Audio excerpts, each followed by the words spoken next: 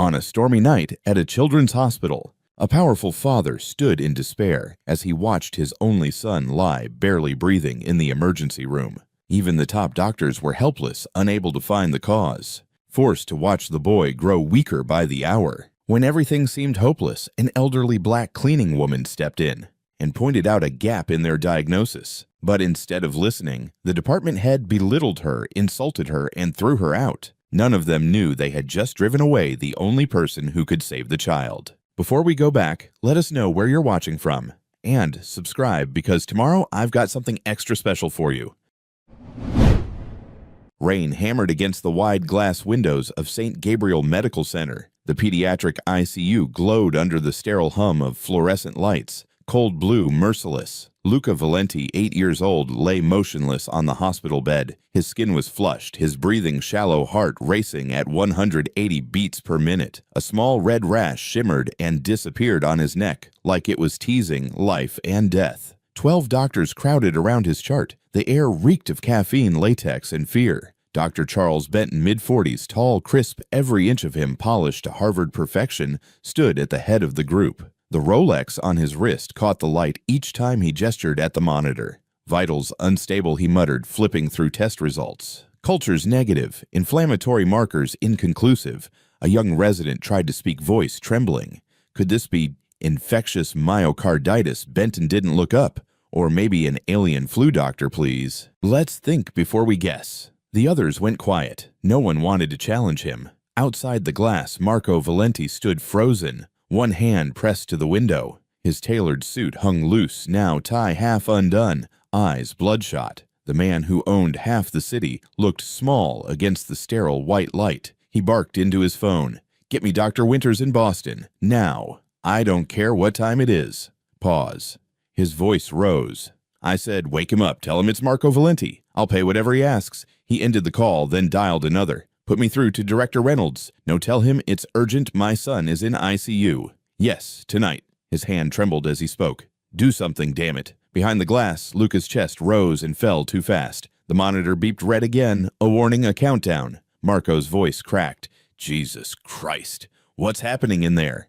A nurse opened the ICU door slightly. "He's still fighting, Mr. Valenti. The doctors are doing everything they can." Everything. Marco stepped forward. "You've been saying that for 12 hours. Her lips pressed together, helpless. She didn't reply. Marco turned back to the glass, breath fogging the pain. "Luca, buddy," he whispered, voice trembling. "You hear me. You stay with me, okay? You don't leave me, not you."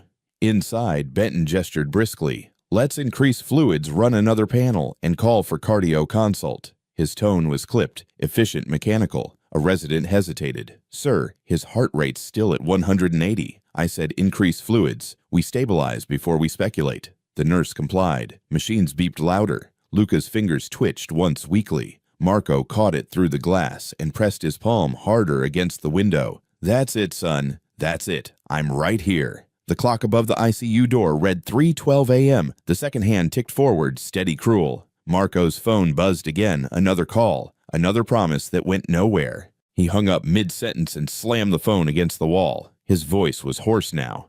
"What's the point of all this? The money, the power, the meetings, the deals, none of it means a damn thing if I can't save my kid." His knees nearly buckled, but he caught himself on the wall. He pressed both hands against the glass and whispered, barely audible, "Luca, don't you dare leave me. Please, please." The only reply was the steady, merciless beeping of the monitor inside, and the tick, tick, tick of the clock counting down a father's faith 1 second at a time. Althea Morgan pushed her cleaning cart slowly down the fluorescent-lit hallway. At 66, her back was slightly hunched, her silver hair tied in a small bun, glasses slipping down the bridge of her nose. She moved with the quiet familiarity of someone who had walked these halls for years, invisible to everyone except the floors she cleaned. As she approached the conference room, the door was half open. Voices leaked out, sharp, frustrated, impatient. Dr. Benton's voice cut through the noise. "None of these labs make sense. Someone bring me updated vitals."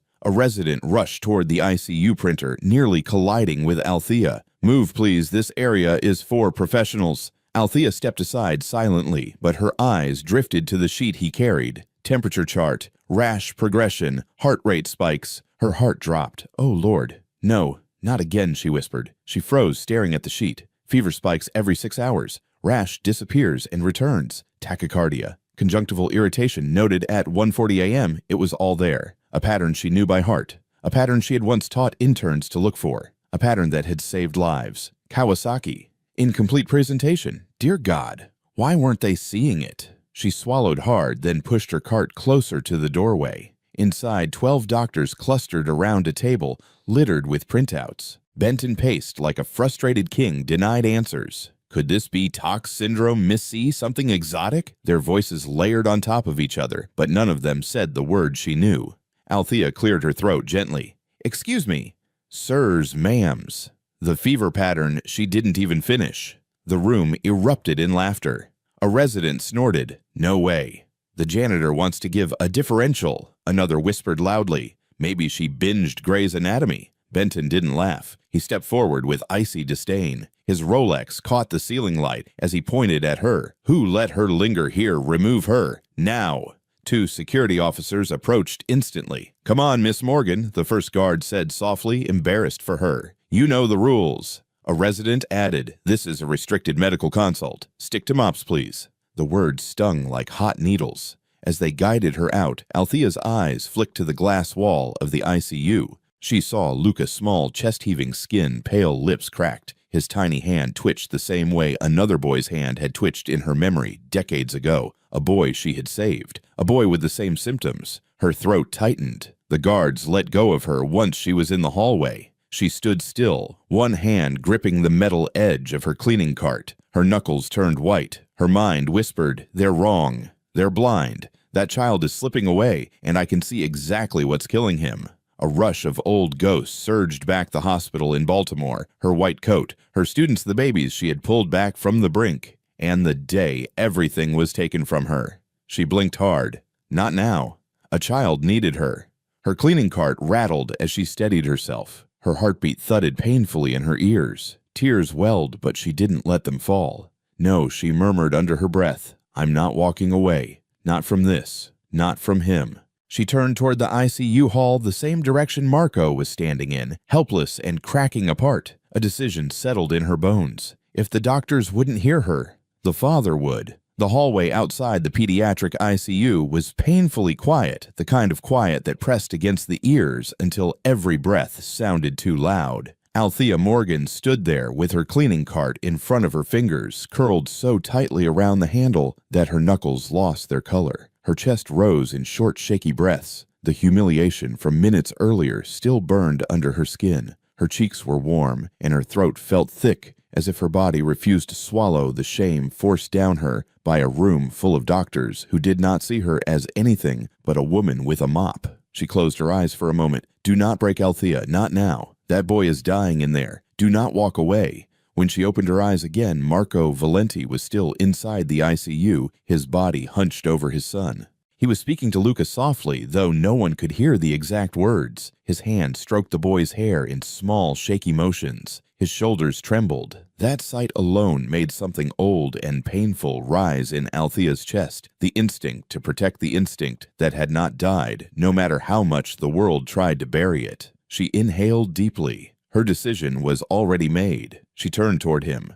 Halfway down the hallway, a resident stepped out of the conference room with a stack of papers in his hand. His coat swayed as he stopped abruptly in front of her. His eyes took one quick look at her cart, then at her, and his face twisted in impatience. Please move, he said. This area is for people with real training. He did not even wait for her to shift. He nudged the edge of her cleaning cart with his knee, pushing it aside like it was nothing but a rolling trash bin blocking his path. The metal rattled loudly. Althea's jaw tightened. Her heartbeat jumped. She felt the sting, not the physical one, but the one that reminded her she had once stood where he stood, wearing a lab coat he had not earned, yet making decisions he could not even understand. She had once been the person others moved out of the way for. Now she was the person being pushed. She steadied the cart, gently refusing to let it tip. I apologize, she murmured, though the words tasted bitter. The resident scoffed. Just do not get in the way again. He stepped past her without another glance. Something inside her snapped into place, not anger, but resolve. The quiet, firm kind that came from knowing you had truth on your side, even if no one believed you yet. She reached into the side pocket of her cleaning apron. Her fingers brushed the familiar leather case. She pulled it out slowly, almost ceremonially. A faded brown pouch, edges worn, zipper slightly loose. She placed it on top of the cleaning cart and unzipped it.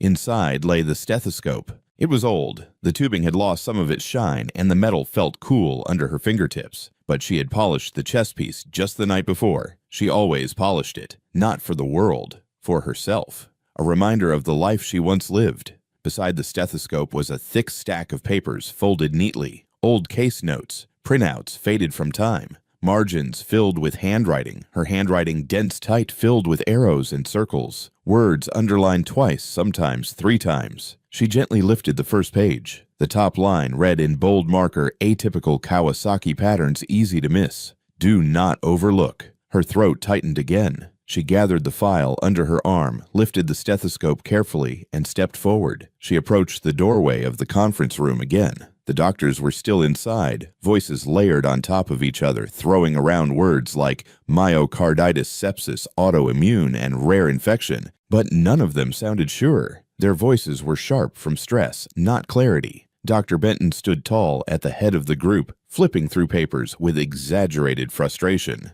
Althea stepped into view. One of the younger residents noticed her first. His eyebrows shot up in disbelief. Seriously again, he muttered. Benton turned, and the moment he saw her, his expression hardened into a cold wall. "What now?" he asked. "Did someone forget to escort you back to maintenance?" Althea didn't flinch this time. "I need to speak with Mr. Valenti." Benton let out a sharp laugh, quick and cruel. "And say what? Teach him something you learned from late-night medical dramas." A couple of doctors chuckled. Althea didn't smile. She didn't back down. She touched the stethoscope in her hand. "No. I learned from children I treated. Children who lived because I did not ignore what was right in front of me." Her voice was soft but firm enough to make the room pause for half a breath. Benton raised an eyebrow. "You expect us to believe you treated anyone, you clean floors." Althea looked him in the eye, neither aggressive nor scared. "I clean floors now. That is true. But what is also true is that I have seen a case exactly like this. Fever that comes and goes in cycles. Rash that fades too quickly. Eyes irritated without discharge, one-sided neck swelling, a heart rate stuck dangerously high. She held up her file. "I saw this once in Baltimore. I saved that boy because his doctors dismissed what did not fit a textbook. And I see the same mistake happening here." Silence fell. No one spoke for several seconds. Even the steady beeping from the ICU monitor felt louder, like the machines themselves were listening. Someone shifted uncomfortably. "Please," she said quietly. "Just look at the pattern." Benton narrowed his eyes. "You are overstepping." She didn't flinch. "I am trying to save a child." For the first time, Benton's facade cracked just slightly, not with humility, but with irritation. "We have real physicians working on this. We do not need a custodian claiming she is an expert." Althea's jaw tensed. She pressed the edge of the file lightly against her chest, as if grounding herself. "I am not claiming anything. I am telling you something you are refusing to see." More silence. A long, slow breath left her lungs. She turned away. The insult lingered in the air, but something else lingered too, an aftertaste of doubt, the kind that stuck in the throat. As she stepped into the hallway, a breeze from the air vent blew across the pages in her file. A few sheets slipped free and landed on the floor. One page floated farther than the others. Marco, stepping out of the ICU room to catch his breath, stopped when he saw a paper slide to his feet. He bent to pick it up. He froze. Across the top of the page, handwritten in bold strokes, were the words, "Save the child." He lifted his head. Althea was already gathering the fallen pages, her breathing uneven. Her hands trembled slightly, but she didn't hide it. She didn't hide anything anymore. Marco stared at her, not at her uniform, not at her cleaning cart, at her eyes. There was something in them that he hadn't seen in any doctor tonight, something fierce, something steady, something that did not belong to a janitor. He took a slow step toward her. She felt his presence before she saw him, and when she looked up, their eyes met. His were bloodshot from crying, but sharp with something new curiosity, maybe hope, maybe desperation. He held out the page to her. "What is this?" he asked. His voice wasn't commanding this time. It wasn't angry. It wasn't even suspicious. It was searching.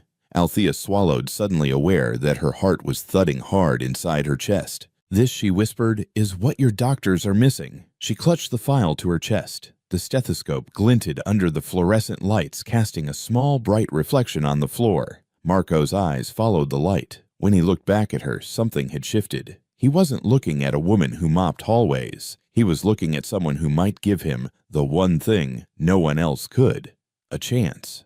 For the first time that night, Marco straightened his posture, wiped the back of his hand across his face, and spoke with a low, steady voice. "Tell me," he said. "Tell me what you see." And that was the moment everything changed. Not for the doctors, not for the hospital, but for Marco Valenti, a man who finally realized that the person others ignored might be the only person who could save his son. Marco Valenti stood in the hallway like a man carved out of stone.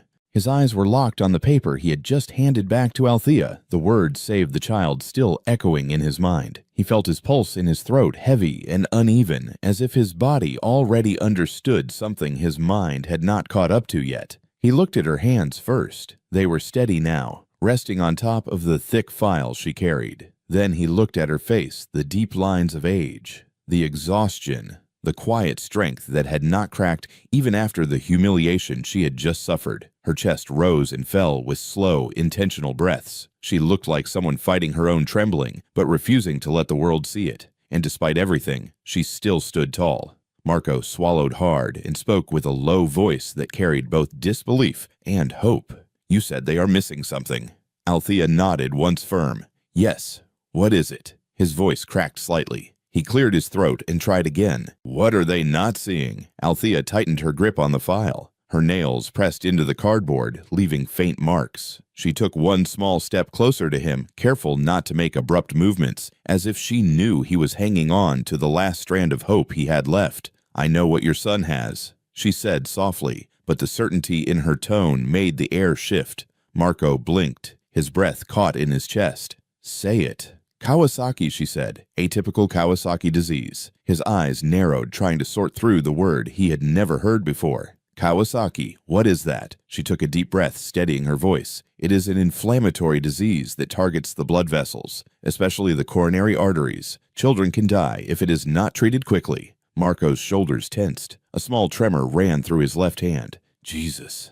He rubbed his forehead. "How do you know?" "What makes you so sure?" Althea lifted the file so he could see the first page. Her handwriting covered the margins like a map of urgency. She spoke clearly, each word clipped and precise. "Because your son has every sign of it. The fever that goes up and down in waves. The rash that appears and disappears. The red eyes without discharge. The swollen lymph node on one side of his neck. And the tongue. I saw it through the glass earlier. Bright red with enlarged papillae. We call it a strawberry tongue." Marco stared at her. His breathing became uneven again. "Those symptoms, are you certain they mean what you think they mean?" She nodded slowly. "I am." Marco glanced back at the ICU. Luca's small body lay under the fluorescent glow chest, rising weakly skin pale, except for patches of fading red on his neck. His little hand twitched again just once, but enough to pull a gasp from Marco's throat. "Good God," he whispered. Althea watched him with sympathy, but there was no softness in her certainty. "I have seen this before. I treated it before. Children just like your son." He turned back to her sharply. "But the doctors said they checked everything. They said nothing fits." "They checked for the wrong things," she answered. Her voice held no malice, only truth. "They are looking for infections. They are looking for common patterns. Kawasaki does not always show itself the same way. Atypical cases fool even good doctors." Marco stepped closer to her. His face was so close that she could see the redness around his eyes and the way his jaw kept clenching. "If you are wrong," he said quietly, "and I push them to follow your lead, my son could lose time he doesn't have." Althea held his gaze. Her own heartbeat thumped hard beneath her ribs, but she did not let it waver her words. "If I am wrong, I will disappear. Forever. You will never see me again. I will take responsibility for interfering." Marco stiffened. "You would just walk away." "Yes," she said, "because then I truly would have failed him." He stared at her for several seconds, stunned by the boldness of her promise. Her voice softened. "But if I am right, and I believe with everything in me that I am, you will save him. Because there is a treatment, but it must be started soon." Something shifted in Marco's face, a small crack in his fear, letting in a tiny thread of light. "What treatment?" he asked. Althea opened her file and pointed to a page. Intravenous immunoglobulin, 2 grams per kilogram of body weight, aspirin in high doses, and an echocardiogram to check the coronary arteries immediately. Marco stared at the words, his lips parting slightly. He ran a hand through his hair, tugging at it, as if trying to steady himself. Jesus, you sound more certain than the entire team in that room. She nodded once. Because I have seen this pattern, and because I know that look in your son's eyes. Children with Kawasaki look like they are fading under the fever. He is fading Mr. Valenti. His chest tightened painfully. He took a step back, then forward again, as if his body did not know where to land. He looked at her file, at her stethoscope, at her trembling hands, and finally back to her eyes. Her eyes did not tremble. They held the weight of experience loss and a stubborn, unbreakable will. "Why should I trust you?" he asked. Her answer was immediate. "Because your son is out of time, and because no one else has an answer." His breath hitched again. Silence hung between them, heavy and charged. The hallway felt too quiet, too still. The only sound was the distant beep of Luca's monitor, steady but fragile. Marco looked down at his hands. They trembled. Then he lifted his head again. What he saw in Althea's eyes was not desperation, nor ego, nor fear. It was truth. He inhaled sharply, and the breath came out shaky. "You have 5 minutes," he said. Althea blinked, stunned. 5 minutes to tell them everything you just told me." He pointed toward the conference room. "You give them your diagnosis, your plan, your evidence, and I will make sure they listen." Althea felt her throat tighten. Relief washed through her. Not loud, not dramatic, just a quiet release of tension. She had held too long. She nodded. "All right." Marco stepped past her with purpose, now wiping his eyes once with the back of his hand as he moved. "Stay close." He stopped in front of the heavy steel door of Conference Room B. The doctors were still inside discussing Luca's case with rising panic. Benton's voice carried through the door, sharp and impatient. Marco reached into his jacket and pulled out his hospital authorization badge. The badge glinted under the hallway lights. He swiped it through the card reader. A small green LED flashed on a soft click, echoed in the silence. The sound felt like a shift in the world. Marco placed his hand on the door. His voice was steady for the first time all night. "From this moment on, they do not get to ignore you." He pushed the door open. Warm light from the room spilled into the hallway, washing over Althea's face and the stethoscope she held tightly in her hand. The shift from the cold fluorescent hallway to the warmer room was subtle, but enough to make her exhale slowly, quietly. She adjusted her glasses. She swallowed the tremor in her throat. She gripped the file of handwritten notes, the file she had guarded for decades. Then she stepped forward. Marco held the door for her, his expression firm, expectant, ready for a fight. She entered the room like a soldier stepping onto a battlefield, her posture straight, her breathing controlled, the stethoscope glinting in her grasp, like a piece of her old identity breaking through the surface. Behind her, the door closed with a heavy thud. For the first time in a very long time, the world was going to listen to her. And somewhere behind the glass of the ICU, a small boy named Luca had 5 more minutes of hope. Marco did not hesitate when he pushed the heavy door open. The metal hinges groaned, and the dozen doctors inside turned at once. Their faces reflected irritation, surprise, and exhaustion. Clipboards froze midair. Pens stopped moving. Dr. Charles Benton stood at the head of the table with his arms locked against his chest, and his expression tightened the instant he saw Marco stride in with Althea behind him. Marco's voice cut through the room.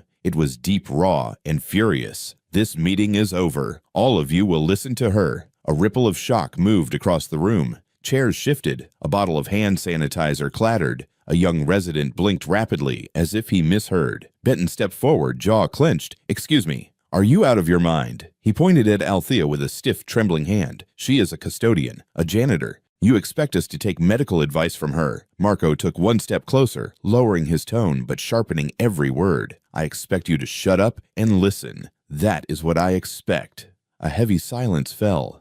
No one moved. The fluorescent lights hummed softly overhead. Althea stood just inside the doorway, her hands gripping the folder of notes tightly against her chest. Her pulse pounded in her ears, but her posture remained steady. She had waited years for a moment like this. She inhaled calmly and stepped forward, moving beside Marco. Benton scoffed. "This is ridiculous. The hospital has protocols. We cannot entertain." Marco cut him off. "My son is dying while all of you argue with each other. She has something to say, and you will hear her." Dr. Priya Shah, the head of pediatric cardiology, sat near the middle of the long table. She watched quietly, her eyes narrowed not in anger, but in analysis. She studied Althea's stance, her expression, the way she held the file. Priya did not interrupt. Benton threw his hands up. "Fine, let's entertain this disaster. Go ahead then." He leaned back, folding his arms tightly. "Tell us what we, the attending physicians, have somehow missed." Althea stepped closer to the long conference table. The projector screen behind them still displayed Luca's lab's fever patterns, blood counts, imaging results. The words,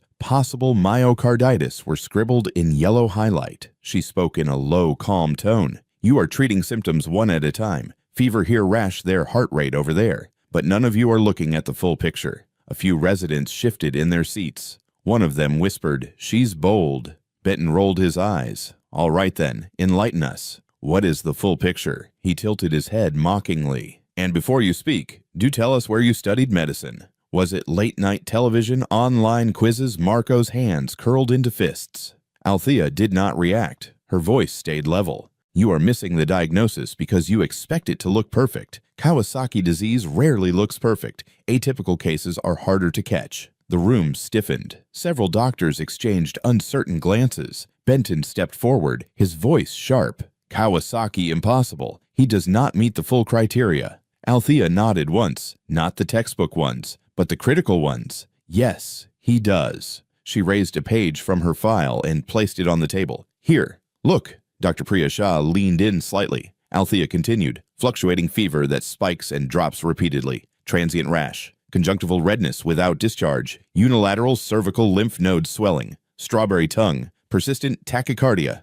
A resident frowned, but the labs were inconclusive. "That is exactly why it is atypical," Althea replied softly. Benton let out a sharp laugh. "You can list symptoms all day. It means nothing if you do not understand the core danger." He smirked and leaned forward, his voice dripping with condescension. "Why do you not tell us the primary life-threatening complication of Kawasaki just for fun?" Marco exhaled slowly, bracing himself. Althea looked Benton directly in the eye. "Coronary artery aneurysm." The room froze. She added her tone, unwavering. "Left untreated, 1/4 of children will die." A pen fell from someone's hand. A Mont Blanc pen. It rolled across the polished table and stopped against Benton's wrist. The silence was instant and absolute. Benton's face drained of color. His Adam's apple bobbed as he swallowed. Dr. Priya Shah leaned forward, speaking for the first time. Her voice was controlled, but the seriousness in it cut through the room. "What did you say?" Althea turned to her gently. 25% mortality without intervention. If he has coronary artery involvement already, time is running out. Priya stared at Luca's vitals on the screen again, her heart thudding. Her mind replayed the elevated heart rate, the inconsistent fever, the unusual rash patterns. Althea opened her folder and placed more documents on the table, old case notes, medical guidelines, handwritten patterns circled in red ink. "Your window is closing. You need an echo now. You may already see dilation." Benton recovered enough to straighten up. "This is outrageous. We are not performing a major diagnostic procedure based on the opinion of Priya." Cut him off with a sharp tone rarely heard from her. "Stop talking." Benton froze, stunned. Priya rose from her chair. "She is not wrong." She pointed to the screen. "Look at the fever pattern. Look at the heart rate. Look at the node swelling. We should have performed an echo 6 hours ago." A resident whispered, "Oh my God." Priya turned to Althea. "What treatment would you recommend if the echo shows involvement IVIG? 2 grams per kilogram. High-dose aspirin. Immediately." Her voice was steady, authoritative. "And prepare for possible steroid rescue if he doesn't respond." Priya nodded slowly. "Yes, those are correct." Benton, unable to regain control, slammed his hands on the table. "This is insane. You are taking treatment recommendations from a janitor." Marco stepped forward, his voice cutting like a blade. "You are taking them from the only person in this room who has given me a straight answer all night." Benton stuttered. "Mr. Valenti, you cannot, I can." Marco's face was red with rage. "My son's life does not belong to your ego." He stepped closer until he and Benton were inches apart. "You have had half a day to save him. You have nothing. She has something. I am listening to her." Benton took a shaky breath, but his confidence had slipped. Marco turned to Priya. His voice lowered into something raw and pleading. "Do the echo." Priya held his gaze. "I agree. It needs to be done. Marco nodded firmly, turning back to the others. I am taking responsibility. Do what she says. The room erupted into motion. Chairs slid back. Residents scrambled. Priya grabbed her tablet. Nurses hurried toward the door. Althea remained still for a moment, her heart thumping inside her chest, her knees weak with the weight of what had just happened. She felt Marco's hand gently land on her shoulder, steady, grateful, full of hope she had not expected from him.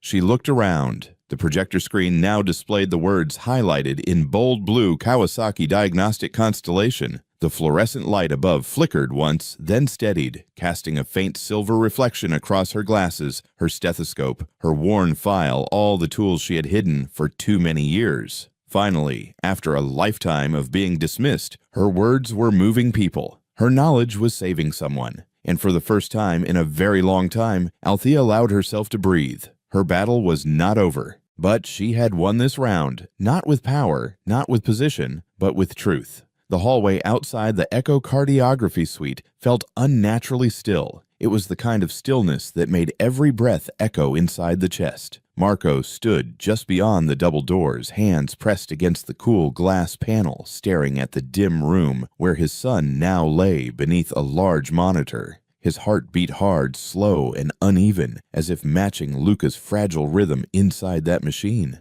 Inside the echo room, the lights were dimmed. A single lamp glowed in the corner, casting a soft pool of warmth that barely reached the floor. Everything else was shadows and screens. The only sounds were the faint hum of the machine warming up, the subtle click of a keyboard, and the shallow breaths of the medical team as they waited. Dr. Priya Shah stood at the bedside, rolling up the sleeves of her white coat. Her face was calm, but the tension in her jaw gave away the pressure she felt. She removed her rings, placed them carefully on the counter, and pulled on a new pair of gloves. The gel bottle snapped open, and the cold gel dripped onto the transducer. "Okay, Luca," she said softly, as if speaking to a sleeping child might somehow ease his pain. "This will be quick, sweetheart." She positioned the probe against the left side of his chest with steady hands. The echo screen blinked to life. Lines, waves, a rhythmic motion, beating, contracting, expanding.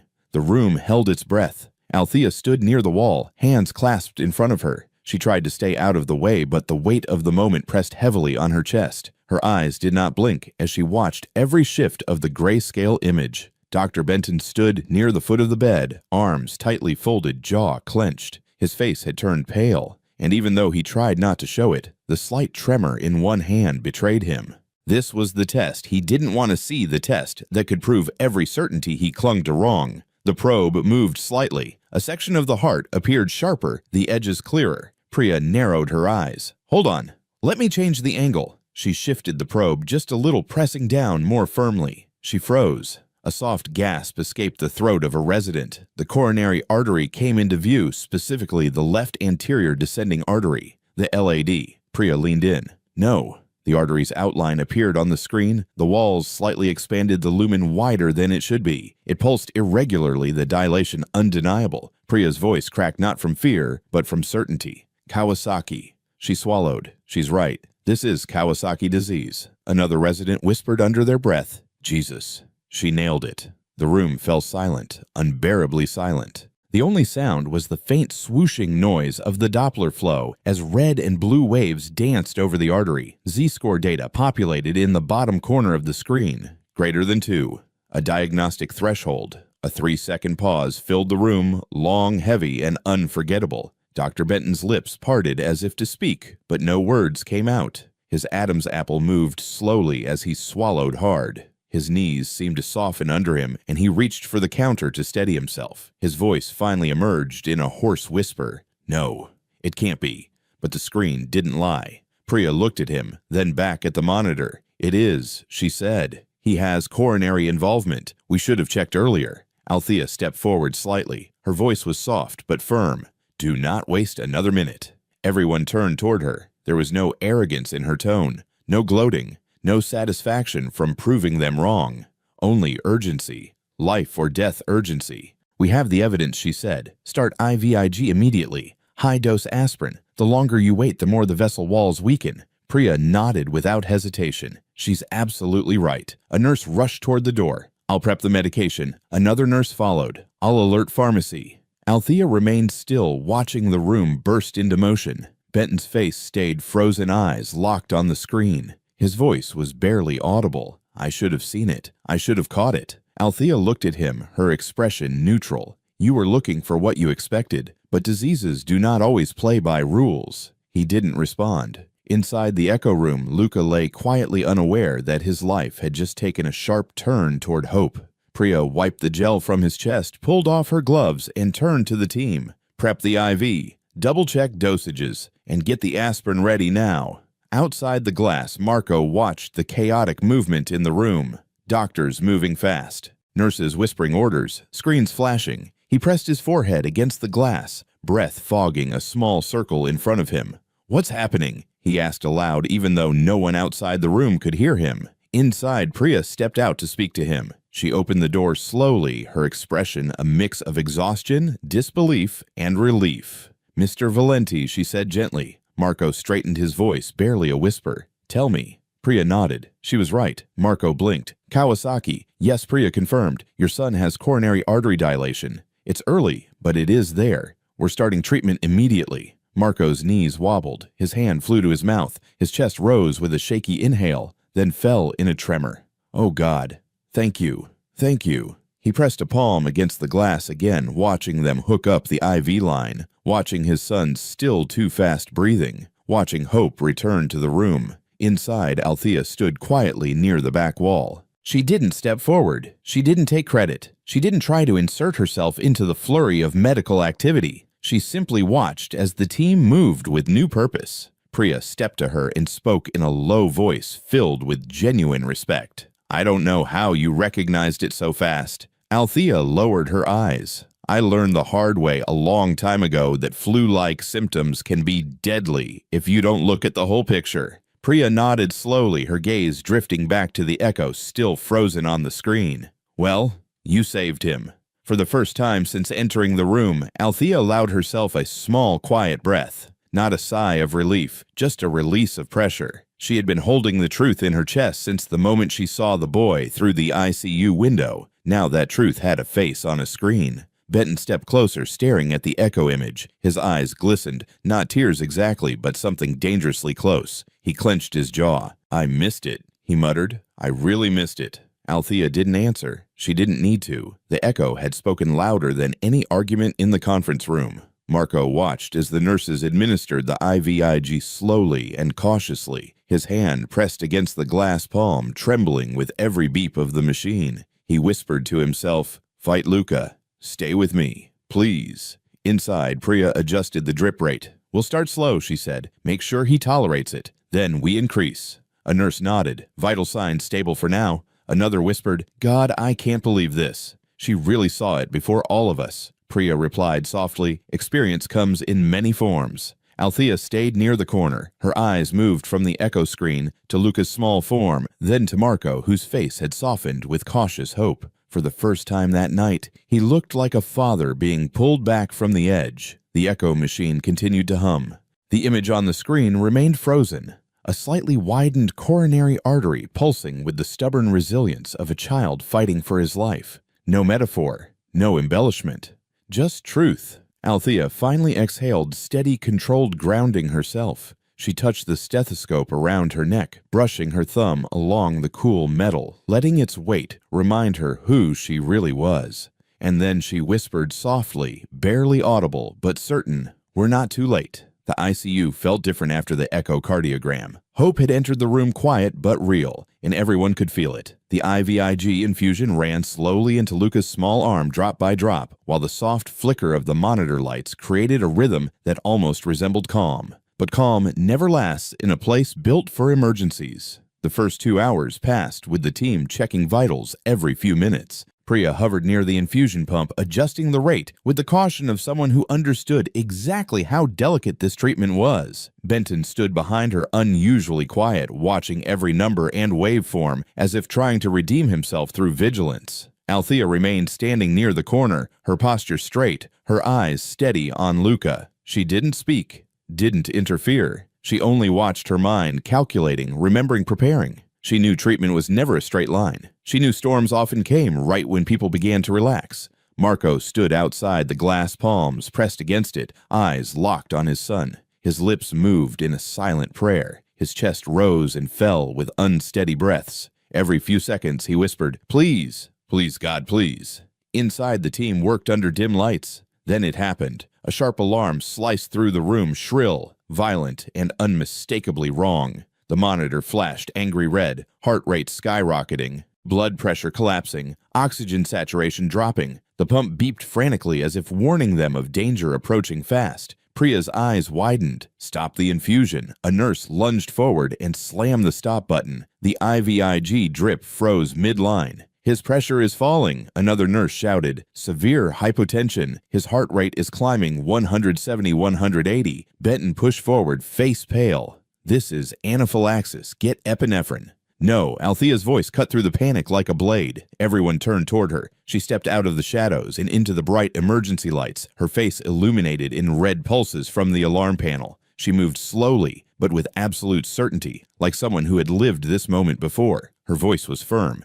"This is not an allergic reaction." Priya looked at her sharply. "Then what is it?" "Acute hemolysis," Althea said. "It is from the infusion rate. His red cells are breaking down. His body is rejecting the immunoglobulin because it was increased too quickly." Benton shook his head. "That doesn't make sense." "It makes perfect sense," Althea snapped. "Look at his urine output. Look at the color change. Look at the blood pressure drop and the arrhythmia pattern. This is textbook hemolysis." Priya's head whipped toward the monitor. Her eyes flickered with recognition. "God, she's right. The signs match." Althea didn't waste another second. Her voice dropped into a deeper, commanding tone, calm enough to guide, powerful enough to override fear. "Switch protocols, now." "What protocol?" a resident asked, trembling. Althea stepped closer to the bedside, raising her voice over the alarms. "Methylprednisolone, 30 milligrams per kilogram per day. For 3 days."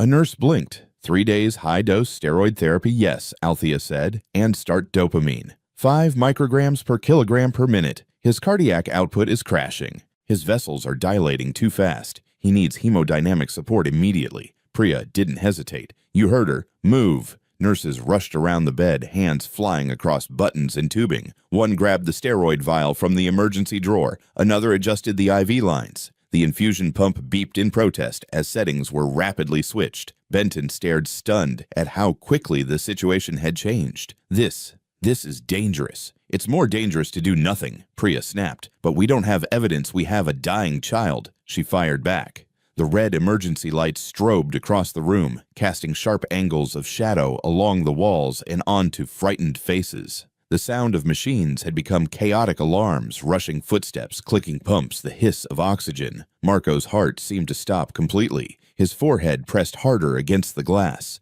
"Please. Oh God, please."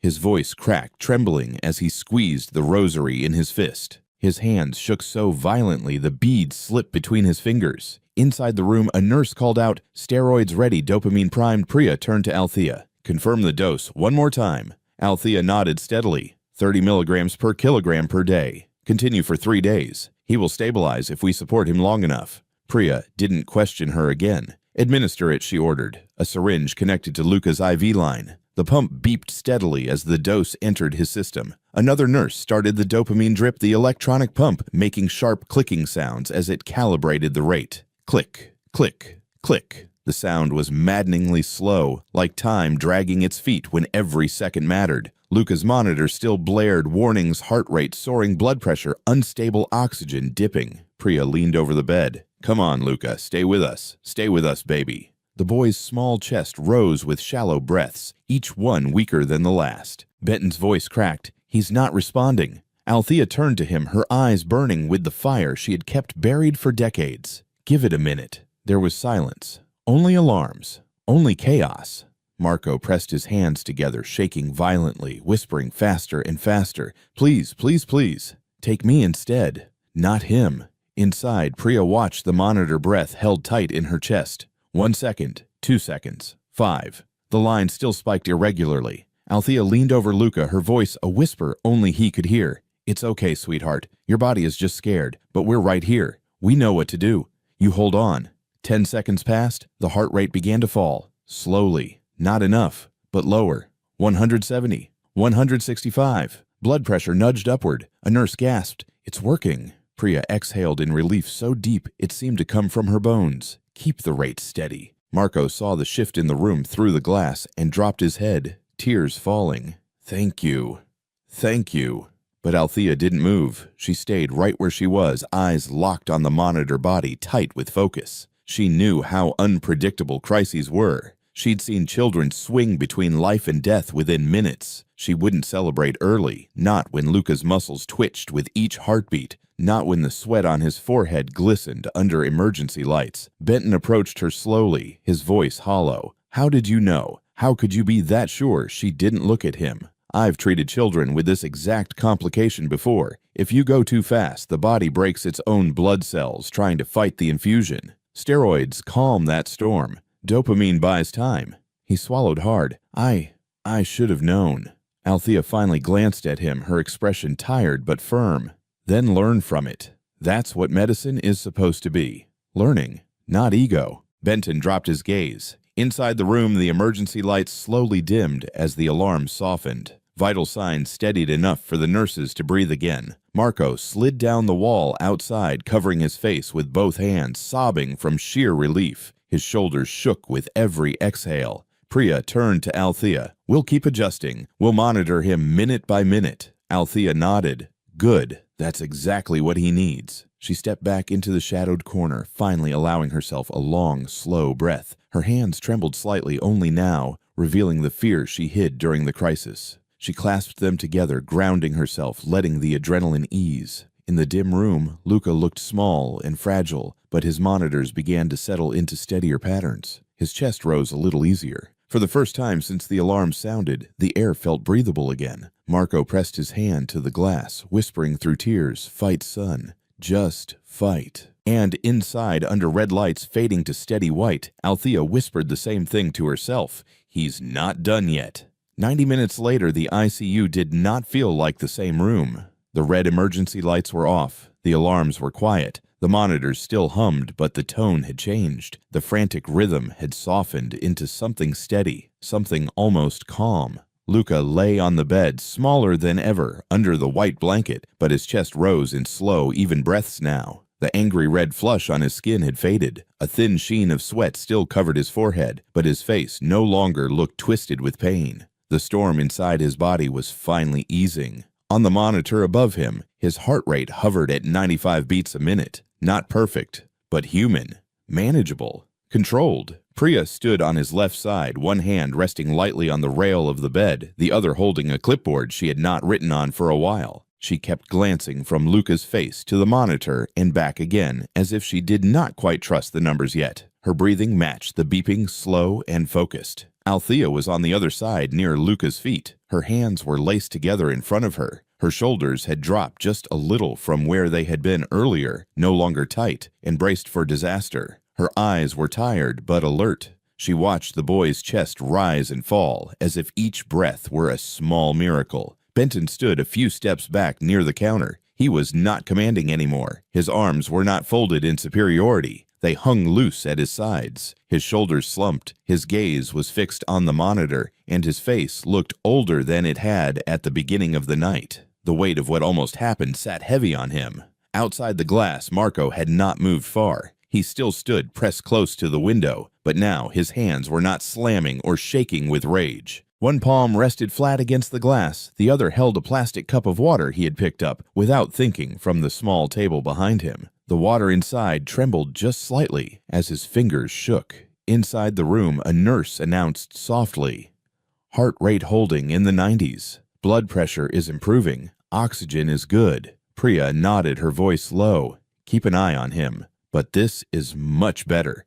The nurse exhaled, shoulders dropping. Thank God. For a moment, nobody spoke. Then, in the middle of that quiet, Luca's eyelids fluttered. It was small, a tiny movement, but everyone saw it. Priya straightened. "Luca," she said, leaning closer. "Hey, Luca, can you hear me?" His lashes trembled again. His forehead creased as he tried to pull himself up from whatever deep place he had been trapped in. His lips parted. A faint, dry sound came out. Priya glanced at the nurse. "Turn the lights up a little. Not too bright."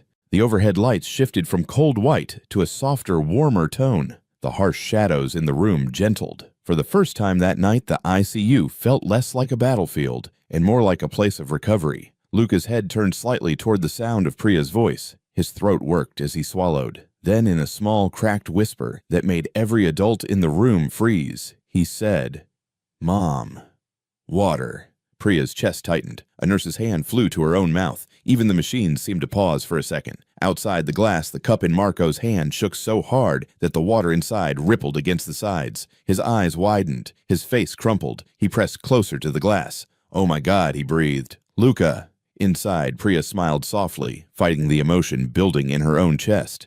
"Hey, buddy," she murmured. "You're awake. That's good. That's really, really good." She turned to the nurse. "Let's get a damp swab for his lips. Small sips only for now." The nurse nodded quickly and moved to follow the order. Marco could not hold back anymore. He turned toward the door, voice shaking. "Can I go in? Please, can I go in?" Priya raised her head and looked at him through the glass. She gave the smallest nod, and the nurse opened the ICU door for him. He stepped inside slowly, as if afraid that moving too fast would shatter the fragile moment. The cup in his hand trembled, water still rippling. His shoes were too loud on the floor to his own ears, and he tried to walk more softly. He reached the bedside and stared. Luca's eyes were half open now, unfocused but aware. His lips were dry and cracked. His chest moved in small, steady breaths. A line ran into his arm, pumps clicked softly, and monitors beeped in a regular, reassuring pattern. "Hey, Marco," whispered voice broken. "Hey, buddy." Luca's head turned a little more toward the sound. It took effort. His neck muscles trembled, but he did it. "Dad."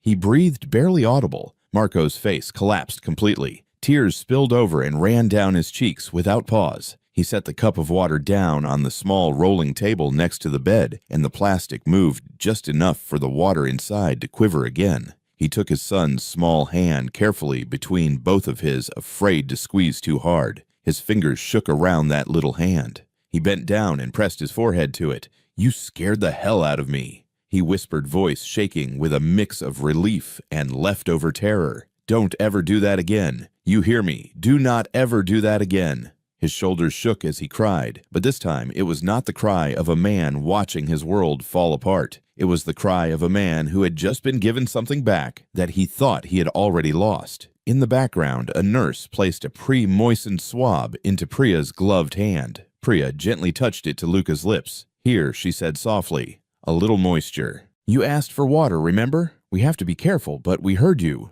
Luca's tongue moved weakly. He sighed, the sound small but full. Priya blinked hard. The corners of her eyes burned. A single tear broke free and slid down under her goggles. She sniffed once quickly and lifted her arm to wipe her cheek with the back of her gloved wrist. Althea saw it. The sight tugged at something inside her chest. Priya looked across the bed at her. Their eyes met. "We saved him," Priya said quietly, her voice thick. She reached out with her free hand and gently took Althea's hand in hers, squeezing it firmly. "We actually saved him." Althea felt the warmth of that grip through years of being unseen and unheard. Her throat tightened, and for a moment she could not answer. She only nodded. Then she said softly, "We did what we were supposed to do." Behind them, Benton cleared his throat. They both turned. He stood a few steps away, shoulders rounded, staring at Luca. His eyes were shiny, and his lips pressed together in a thin line. His usual arrogance was gone. He looked like a man who had been hit by something heavy and was still trying to process the impact. He took a slow step forward. "Mr. Valenti," he said quietly. Marco looked up, eyes red and wet. He did not say anything back, but his stare was cold and direct. Benton swallowed. His gaze shifted to Althea. He started, but his voice failed him. He tried again. "I was wrong." The room went silent again. He looked straight at Althea now. His face showed real shame, not the annoyed kind, but the kind that came from understanding just how close he had come to causing permanent harm. "I dismissed you," he said slowly. "I talked down to you. I let my pride blind me. And because of that, I almost missed what was killing him." His voice shook on the last word. "I am sorry." He bowed his head low. Not just a small nod, but a clear, deep gesture of apology and respect. For a long second, nobody moved. Then Althea nodded once.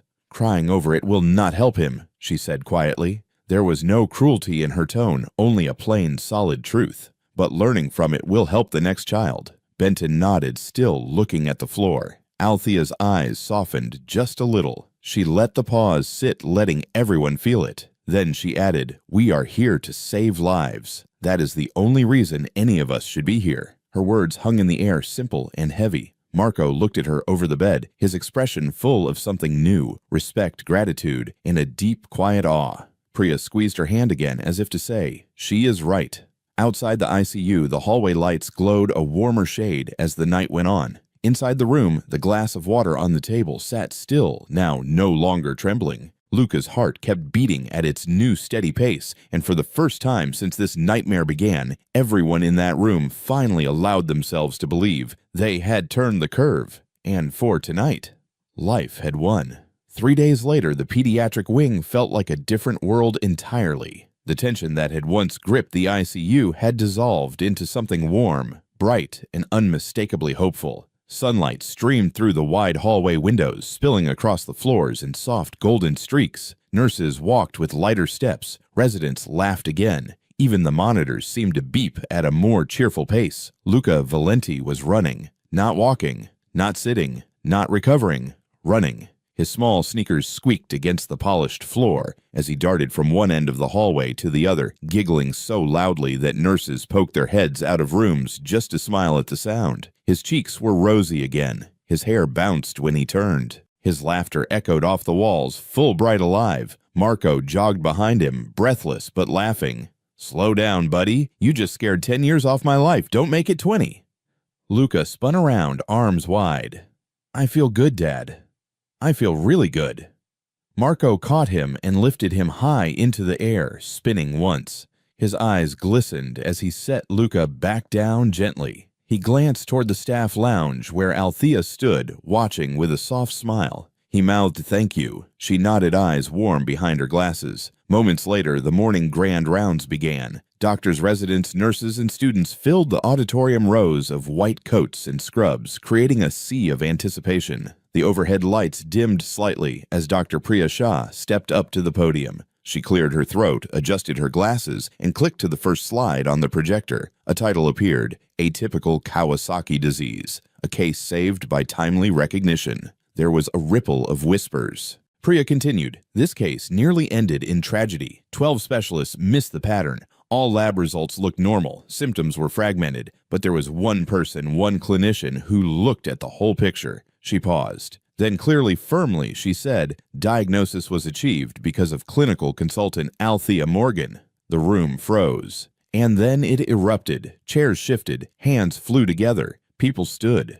A wave of applause swept through the auditorium, loud, continuous, wholehearted. Even the hospital executives, usually stiff and reserved, stood with the rest. Marco stood in the back, arms crossed over his chest, expression shining with pride. Althea, seated quietly near the side wall, looked down at her hands. Her shoulders lifted with a slow inhale she tried to hide. She had never been applauded by a room of physicians, not once, not in decades of knowing she had skills no one let her use. The applause grew louder. Priya smiled gently at her. "Please stand, Althea." She did. The applause somehow grew even louder. As she stood, she felt the weight of every night spent unseen, every insult absorbed, every moment she swallowed her voice to keep her job. The recognition washed over her slowly, not overpowering, but steady and warm. When she finally sat, a resident behind her leaned forward and whispered, "Ma'am, thank you for teaching us all a lesson." A second resident added, "And for saving that kid's life."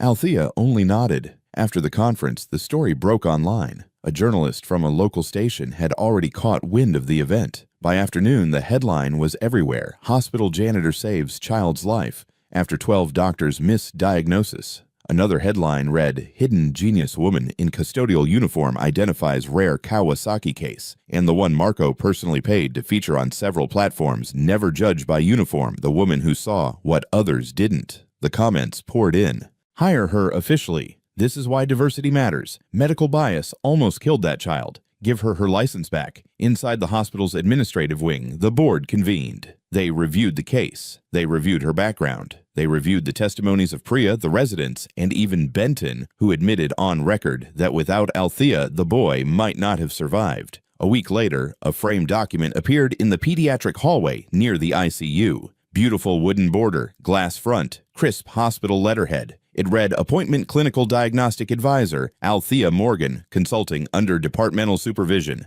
Below it, embossed in raised lettering, in recognition of exceptional diagnostic acumen and demonstrated commitment to patient care. Staff gathered around it. Some admired it quietly. Others took photos. Priya touched the corner of the frame with a soft smile. Benton stood with his hands in his pockets. He murmured, "It's well-deserved." In the middle of that small crowd, Althea stared at the plaque. For a long time she didn't speak. Then her eyes dropped to the two ID badges hanging around her neck. One badge Custodial Services, St. Gabriel Medical Center, the other Clinical Diagnostic Advisor. She gently brought the two badges together so they touched. Equal weight, equal presence, equal truth. She whispered, "Both of these are who I am. No shame, no hiding, just truth."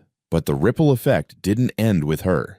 That same afternoon, the hospital released an internal email titled New Initiative, Identifying Hidden Clinical Talent and Addressing Bias in Staffing. It included a detailed new process, a confidential review system for employees with prior medical training, a committee to prevent racial and credential bias training programs on recognizing hidden experts within the workforce. Attached was a flyer for a new CME seminar, Atypical Kawasaki Never Miss the Oscillating Pattern. It included a small note at the bottom, case contribution by Althea Morgan. But the biggest shock came from Marco himself. Standing in the lobby with Luca holding his hand, Marco announced to the press, "I am establishing the Open Doors Fund, a $5 million initiative dedicated to helping minority physicians return to clinical practice. This fund covers exam fees, legal reviews, retraining, and mentorship. No qualified professional should be silenced because of bias." Luca tugged his sleeve. "Dad, does that mean more people like Miss Althea get to be doctors again?"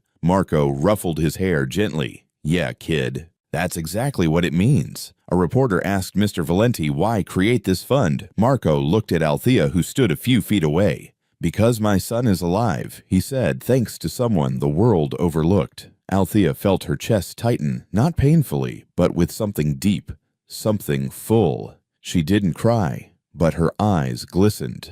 Later that evening, after the cameras, after the emails, after the applause, she went back to her small locker in the custodial room. She hung her coat. She sat on the bench. Then she lifted her stethoscope, the one she had kept all these years, and placed it next to the two badges on the same hook. Custodial worker, clinical advisor, a healer who refused to disappear. For the first time in decades, she allowed herself to feel proud, truly proud, because one case didn't just save a child, it changed a hospital. It changed policies. It opened doors for others who had been ignored. It proved that brilliance can't be erased, only buried, waiting for the moment it is needed most. And now, finally, the world was ready to see her, ready to hear her, ready to learn from her. For Althea Morgan, this wasn't just redemption. It was recognition, long overdue. 1 month later, the pediatric clinic felt warm in a way hospitals rarely did. Soft light spilled across the waiting area, reflecting off the colorful murals painted on the walls, giraffes, clouds, bright suns drawn by children who had come and healed and left their art behind. The air smelled faintly of disinfectant and crayons, an oddly comforting mix. Marco sat with Luca in the corner, both waiting for the follow-up echocardiogram. Luca swung his legs back and forth, tapping his heels lightly against the chair. His cheeks were full of color again, and his eyes were bright with the kind of energy only healthy children have. Every few seconds he looked up at the clock, impatient, eager, alive. "Dad?" he whispered loudly. "Do you think Dr. Shah is going to poke me again?" Marco chuckled. "She might, buddy, but only a little. And then we get pizza." "Yeah, then we get pizza." The door to the echo room opened and Priya stepped out with a clipboard in hand. Luca hopped to his feet so fast that Marco had to grab his shoulder to steady him. Inside the echo room, the lights were low again. Just like the night everything changed. But today there was no tension in the air, no alarms, no fear. Priya applied the gel, pressed the probe to his chest, and studied the screen with calm eyes. Luca watched her face carefully. "Is it bad?" Priya smiled. "No, sweetheart. It's good. Very good." She clicked a few measurements, zoomed in, nodded again. "Everything looks normal." She turned toward Marco. "Z-score is normal. No dilation left. He's completely recovered." Marco breathed out one long, grateful breath. It came out shaky, full of weight he'd been holding on to since the night the alarm screamed. "Thank you," he said softly. "Thank you again." Priya squeezed his arm once before wiping off the gel. "Take him home. Let him run. Let him play. His heart is perfect. When they stepped outside the echo room, Luca's eyes lit up at the sight he'd been waiting for. Althea stood in the hallway holding a small envelope. Her custodial uniform was neatly pressed, her clinical advisor badge glinting in the overhead lights. Both badges hung from the same clip on her shirt side by side. Miss Althea Luca shouted, sprinting toward her. She bent down carefully as he wrapped his arms around her waist. She let out a soft laugh, surprised by the force of his hug. "Well now," she said, patting his back gently, "you look a whole lot better than the last time I saw you." He stepped back and reached into his backpack, pulling out a folded piece of thick paper. "I made you something. At school." Althea blinked. "For me?" "Yeah, open it." She unfolded the page slowly. It was a crayon drawing, shaky lines, bright colors, every inch filled with effort. It showed a woman with silver hair and glasses holding a stethoscope to a big red heart. Above the heart, in uneven handwriting, were the words, "Miss Althea, the heart healer." Her lips parted just slightly. The drawing trembled in her hands. Her chest tightened with a warmth she hadn't felt in years, something delicate, unexpected, and overwhelming all at once. Marco stepped closer. "He worked on that for days," he said quietly. "He said he wanted to draw the person who saved his life." Althea swallowed hard. "It's beautiful, Luca. I love it." Luca grinned proudly. "Do you want to put it up in your office?" She laughed softly. "Sweetheart, I don't have an office." Marco smiled. "You will. Sooner than you think." There was a small pause, warm and comfortable. Then Marco stepped closer, voice dropping into something sincere, something heavy with emotion. "I owe you a life, Althea. A whole life. I don't know how to repay that." Althea shook her head gently. "You don't owe me anything." "Come on," he whispered. "I owe you everything." "No." She looked him straight in the eyes, her voice soft but firm. "If you want to repay me, then keep opening doors for people who never had a chance. For the ones who were overlooked. For the ones nobody listened to." Marco absorbed her words slowly. They hit him with the same quiet force they always carried. "You have my word," he said. Luca tugged her sleeve again. "Miss Althea, I drew the heart big because you fixed mine." Her throat tightened. She rested a gentle hand on the top of his head. "You fixed a lot more than you know." For a long moment, the three of them stood there in the quiet hallway. The man who got his son back, the woman who never stopped believing what she knew, and the little boy who would grow up never doubting what a single voice could change. Later that afternoon, as the sun dipped lower behind the hospital, Althea returned to the small custodial break room. She hung her coat on the hook and placed Luca's drawing beside her locker, smoothing the edges as if it were something fragile. Then she lifted her stethoscope, the same one she had kept hidden for years, and placed it on the hook next to her broom.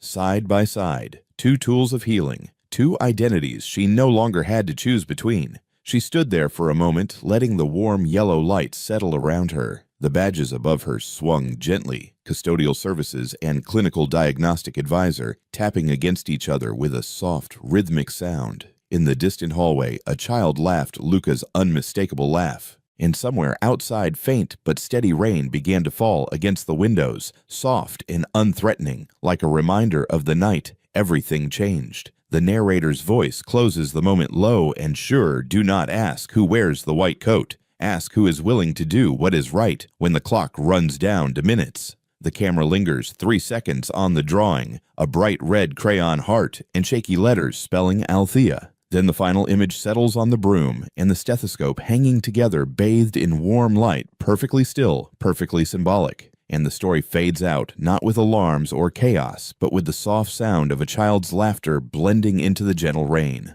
A quiet ending, a full circle promise, and a legacy that will outlive every heartbeat she fought to save. Join us to share meaningful stories by hitting the like and subscribe buttons. Don't forget to turn on the notification bell to start your day with profound lessons and heartfelt empathy.